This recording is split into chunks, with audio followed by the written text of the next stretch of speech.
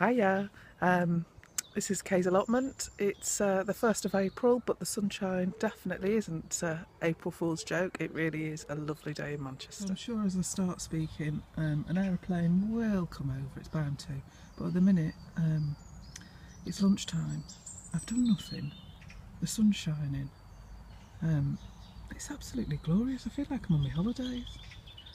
So before I do start doing anything, which I intend to do some weeding, and I'll show you the polytunnel later on, I'll just introduce you to the newest member of my allotment. Oh, did you hear that squelch? Oh, must have been raining a lot last night. So we're not allowed livestock on these plots in Tameside, but that doesn't stop me, does it? It's my cow. Now, my sister gave me the bath. She's had a new one in her house, and we joked about having livestock, so I turned it into a lady heifer, I guess. So she's got plant pots, plant pots for her nose, well, and her head, and I've cut up a plant pot for her ears. Her eyes are baubles, Christmas baubles, and I even managed to get a bit of a pink plant pot cut up for her tongue. So I asked my sister to name her as it's hers, and I'm afraid she called her Fanny Crackers. Now, I don't know if that tells you something about me or about my sister. Hopefully about my sister. So a couple of people had asked me about these raised beds that I use, so just to show you them, they're by a company called Linkerboard. Now, they're quite expensive. I haven't actually bought any of them new. I've managed to get them on eBay or pick them up second hand. So they're a recycled plastic, so they don't need any treatment at all. Made in the UK. I'll try and remember to put a link. They do come with these covers, but actually I found them quite restrictive. You can see on this one.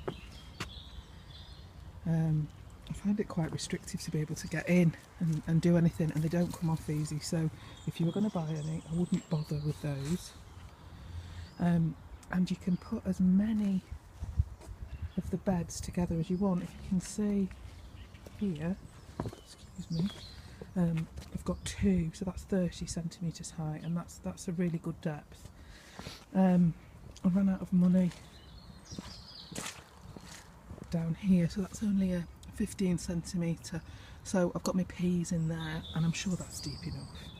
And what I did was the lasagna beds, so there's a layer of cardboard at the very bottom, and then layers of soil and leaf mould and well rotted manure, and they've worked really, really well for me. I've got some here that this was somebody selling them, that they'd had them as with their omelette hen enclosure. So you can see these are the corner pieces, and then just slot into the ends like that.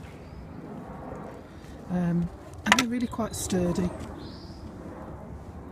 The other thing that I wanted, I'd been asked by Linda Penny about labelling, and you may realise that I'm a bit of a crafty so-and-so, as in I like making things. I've not got the strength or the skills to really make things like some of the people on YouTube, you know, people like Tony from Tony's Allotment, who you know, can make fantastic things. But what I do is more crafty items. So I managed to get some of these sticks, and I don't know if you can tell, but I've burnt on the name of what it is. These are my cauliflowers. So I was getting a bit fed up of the labels fading. It didn't matter what pen I used or how I used it, So with the things that that have year on year, I've done this. So you can see that's 2 seasons old.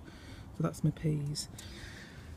And it does seem to work, and then you can just go back over and redo it. So I think that's called pyrography, and what you get is a pyrography pen, and it wasn't very expensive. It's a bit like a soldering iron, but for me it does work.